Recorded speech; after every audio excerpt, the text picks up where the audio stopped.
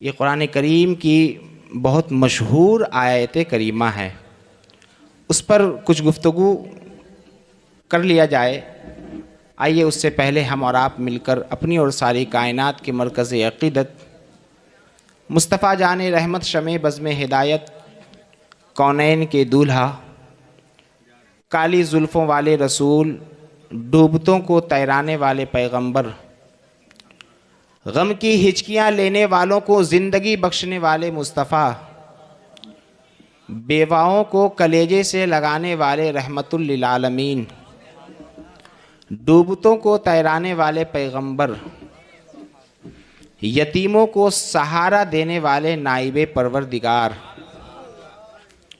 मदीने में रहकर पूरी दुनिया के उम्मतों की तकदीर का फ़ैसला करने वाले अल्लाह के नबी जनाब पाक अहमद मुज्तबा मोहम्मद मुस्तफ़ा सल्लल्लाहु अलैहि वसल्लम की बारगाह बेकसपनाह में झूम कर दुरूद सलाम पढ़ें बावाज़ बुलंद अल्लाहु रब्बु मुहम्मदिन सल्लल्लाहु अलैहि वसल्लमा नहनु इबादो मुहम्मदिन सल्लल्लाहु अलैहि वसल्लमा सल्लु अलैहि सलातन दाइमन अलैका या रसूल अल्लाह। कुरान करीम की मैंने एक आयत करीमा की तिलावत किया। आयत करीमा बहुत मशहूर आयत है और ये ऐसी आयत है कि जब आप मस्जिद में नमाज पढ़ने के लिए 5 वक्त हाजिर होते हैं ना। अरे 5 वक्त नहीं होते, 2 वक्त तो जाते हैं। और कोई अगर 5 वक्ता नहीं पढ़ता तो गाहे बगाहे जाता होगा, और जो पूरे हफ्ते नहीं जाएगा तो जुमा में हाजिर होना ही है, और जो जुमा में भी हाजिर ना हो तो फिर ईद और बकरीद तो पक्की है ना। लेकिन जो लोग मस्जिद में 5 वक्त नमाज पढ़ने के लिए अपने इमाम के पीछे जमात के साथ इक्तिदा करते हैं इमाम की, तो आप इस आयत करीमा को हर नमाज में तकरीबन सुनते होंगे। कब? जब इमाम नमाज के मुकम्मल हो जाने के बाद दुआ के लिए रब की बारगाह में हाथ उठाता है। इज्तिमाई दुआ होती है, सारे मुक्तदी इमाम के पीछे हाथ उठाकर रब की बारगाह में दुआ करते हैं। दुआ के मुकम्मल होने तक दुआ के आखिर हिस्से में इमाम इस आयत की तिलावत करता है। इन्नल्लाह व मलाइकतहु युसल्लूना अलन नबी या अय्युहल्लज़ीना आमनू सल्लु अलैहि वसल्लिमू तस्लीमा। जैसे ही इमाम इस आयत की तिलावत करता है, सारे मुक्तदी एक आवाज़ होकर इज्तिमाई तौर पर अपने नबी पर दुरूद पढ़ते हैं।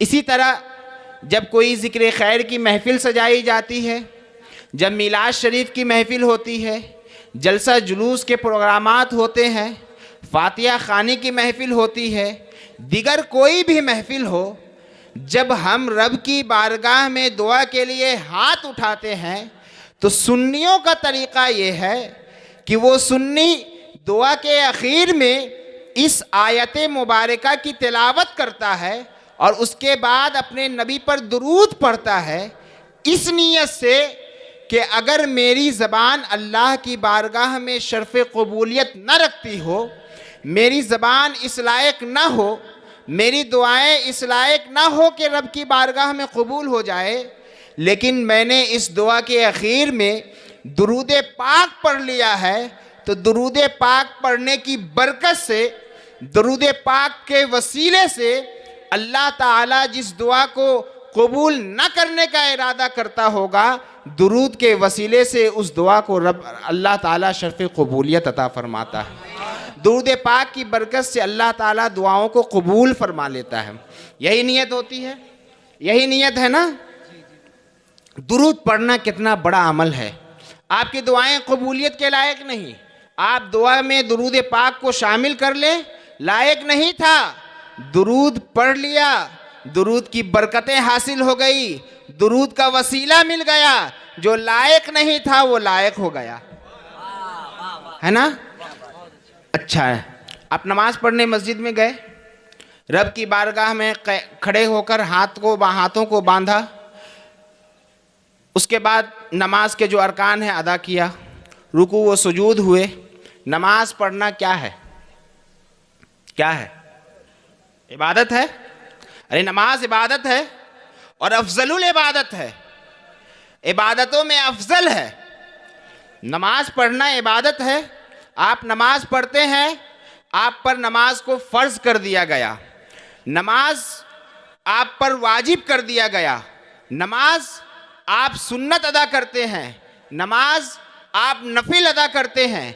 मालूम क्या हुआ कि नमाज की कई किस्में हैं। नमाज इबादत तो है मगर इस इबादत की कई किस्में हैं।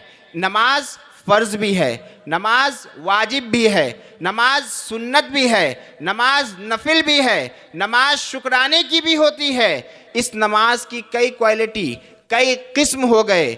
इसी तरह जब आप हज करने जाते हैं, जब आप ज़िलहिज्जा के महीने की मखसूस तारीख में तवाफ़े काबा करते हैं तो वो आपका हज होता है। आप मिना की वादी में जाते हैं, वो आपका हज होता है।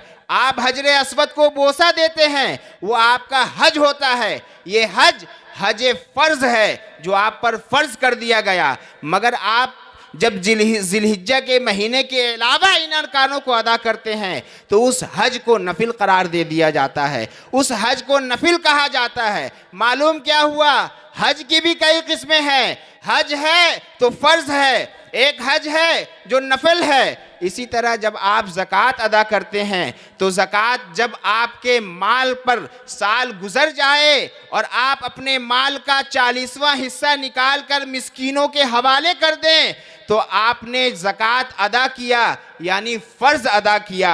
मगर आपके माल पर साल नहीं गुजरा, आप मालिक निसाब नहीं हैं, फिर भी अल्लाह की राह में अगर खर्च किया तो वो सदका हो जाएगा, वो खैरात हो जाएगा। मालूम क्या हुआ कि ज़कात की भी कई किस्में हैं। अगर ज़कात की भी कई किस्म, जो फ़र्ज़ है वो फ़र्ज़ है, उसके अलावा नफिल है, उसके अलावा सुन्नत है। इसी तरह जब आप रोज़ा रखते हैं, रमज़ान के रोज़े को आप पर फ़र्ज़ कर दिया गया, रमज़ान के अलावा बहुत सारे रोज़े रखी जाती हैं। आप रमज़ान के अलावा जो रोज़े रखेंगे वो सारे रोज़े नफली होंगे, कुछ सुन्नतें होंगी, लेकिन रमज़ान का रोज़ा फ़र्ज़ है। मालूम क्या हुआ?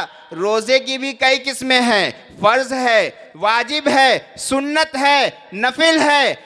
पूरी इबादत में, तमाम इबादतों की बहुत सारी किस्में हैं। फ़र्ज़ है, वाजिब है। फ़र्ज़ की नेकियां अलग है, वाजिब का सवाब अलग है, सुन्नतों का सवाब अलग है, नफिल का अजर अलग है। रब की बारगाह में आप इबादत करते जाएं, फ़र्ज़ अदा करेंगे उसकी नेकियां अलग मिलेगी, वाजिब अदा करेंगे उसकी नेकियां अलग मिलेगी, नफिल अदा करेंगे उसका सवाब अलग मिलेगा, सुन्नत अदा करेंगे उसका अजर अलग मिलेगा। ये मिलेगा कब? ये तमाम इबादत करने के बाद ये मिलेगा कब? रब की बारगाह से कैसे मिलेगा? जब आपसे ये सवाल होगा तो आप जवाब देंगे, मौलाना मैंने नमाज पढ़ी, अगर वो नमाज रब की बारगाह में कबूल हो गया तो मुझे उसका अज्र मिलेगा, वो मेरे निजात का ज़रिया बनेगा। मैंने हज किया, हज अगर अल्लाह की बारगाह में कबूल हो गया मुझे उसका सवाब मिलेगा, मुझे उसका अज्र मिलेगा और ये मेरे निजात का ज़रिया बनेगा। मैंने ज़कात अदा किया, रब की बारगाह में कबूल हो गया तो उसके बदले में मुझे नेकी मिलेगी, उसके बदले में उसका अज्र अता किया जाएगा, उसके बदले में मुझे सवाब दिया जाएगा, वो मेरी निजात का ज़रिया बनेगा। इसी तरह रोज़े का सवाब अलग है, ज़कात का सवाब अलग है, सदका व खैरात का सवाब अलग है। ये सब इबादत है। इसके अलावा भी बहुत सारी इबादतें हैं। जैसे आपने पड़ोसी का हक अदा कर दिया, ये भी इबादत है। आपने उलमा से मोहब्बत की, उलमा की ताज़ीम व तकरीम किया, ये भी इबादत है। आपने भूखे को खाना खिलाया, ये भी इबादत है। आपने प्यासों को पानी पिलाया, ये भी इबादत है। आपने बेवाओं का सहारा, बेवाओं को सीने से लगाया, ये भी इबादत है। आपने यतीमों के सर पर दस्ते शफकत फेरा, ये भी इबादत है। मगर इन तमाम इबादतों को रब की बारगाह में पेश किया जाता है। अब रब की मर्जी है, वो कबूल कर ले तो उसका बदला मिलेगा, मुझे नेकियां मिलेंगी, उसका अज्र मिलेगा, उसका बदला अता किया जाएगा, ढेरों सवाब अता किया जाएगा और वही सवाब हमारी निजात का जरिया बनेगा। मगर कबूल हो तब तो। कबूलियत क्या चीज़ है, रब किस इबादतों को कबूल फरमाता है? तो आइए ज़रा जहन को करीब करें। उलमा ने कबूलियत की दो किस्में बताई हैं। एक है कतयुल कबूल, दूसरा है ज़न्नियुल कबूल। समझे? कबूलियत की दो किस्में हैं।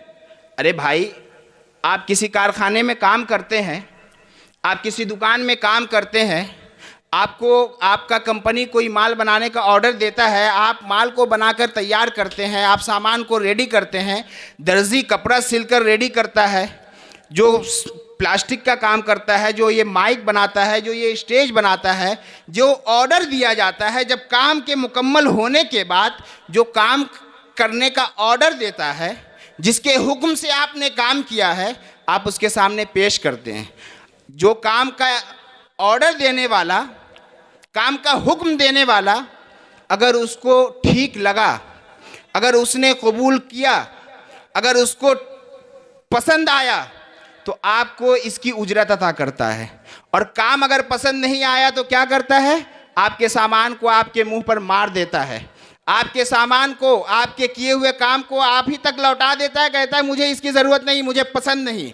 इसी तरह इबादात हैं। आप नमाज पढ़ते जाएं, कुरान में आया अकीमुस्सलाह, नमाज कायम करो। आप नमाज पढ़ते जाएं, अगर अल्लाह कबूल करे तो कर ले, और अगर ना करे तो कुरान में दूसरी जगह आया फवैलुल लिल मुसल्लीन अल्लज़ीना हुम युराऊन, ये रियाकारी कहकर हमारे मुंह पर मार दी जाएगी। आप रोज़े रखते जाएं ना, अगर अल्लाह कबूल कर ले तो कर लिया तो हमें उसका अज्र मिला, और कबूल ना करे तो वो रोज़े हमारे मुंह पर मार दिए जाएंगे। इसी तरह तमाम इबादतों को अल्लाह कबूल कर ले तो ये हमारी खुशनसीबी है, हमारी निजात का ज़रिया है, और जिसे कबूल ना करे वो हमारे मुंह पे मार दिए जाएंगे। तो कबूलियत को समझना होगा कि कबूल कैसे होती है, कबूलियत कैसे होती है। तो इस कबूलियत की दो किस्में हैं। एक किस्म ये है जिसे उलमा ने कतयुल कबूल बताया है, यानी जिसका कबूल होना ही होना है, जिसका कबूल लाजिमी है, वो कबूल होगा ही, ना कबूल होने की कोई गुंजाइश नहीं। कतयुल कबूल यानी जिसका कबूल होना कतई है। और एक है ज़न्नियुल कबूल, यानी रब की मर्जी पर मुनहसर है। अल्लाह चाहे तो हमारी नमाज़ों को कबूल फरमा ले, अगर वो चाहे तो हमारी नमाज़ों को हमारे मुंह पर मार दे।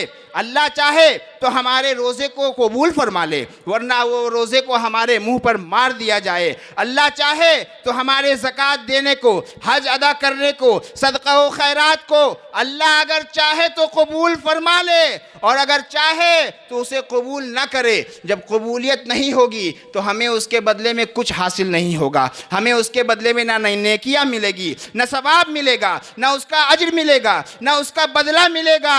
मालूम क्या हुआ कि कबूलियत की दो किस्में, एक है कतयुल कबूल, दूसरा है ज़न्नियुल कबूल। अब देखा जाए नमाज किस बाब में, नमाज किस हिस्से में आता है, पहले वाले में या दूसरे वाले में? जब आप किताबों का मुताला करेंगे तो नमाज जो है वो भी ज़न्नियुल कबूल के हिस्से में है, वो भी ज़न्नियुल कबूल के बाब में है। रोज़ा भी उसी बाब में है, ज़कात भी उसी बाब में है, हज भी उसी बाब में है, सदका व खैरात भी उसी बाब में है। ये तमाम इबादतें उसी बाब में है। अल्लाह की मर्जी पर मुनहसर है। अल्लाह चाहे तो कबूल फरमा ले, वो चाहे तो हमारे मुंह पर मार दे। कबूल हो गया तो वो निजात का जरिया बना, कबूल ना हुआ तो सारी मेहनतें रायगा हो गई, सारी मेहनतें बर्बाद हो गई। मगर दुनिया में एक इबादत ऐसी है, दुनिया में एक इबादत ऐसी है, दुनिया में एक अमल ऐसा है जो कतयुल कबूल के हिस्से में आता है,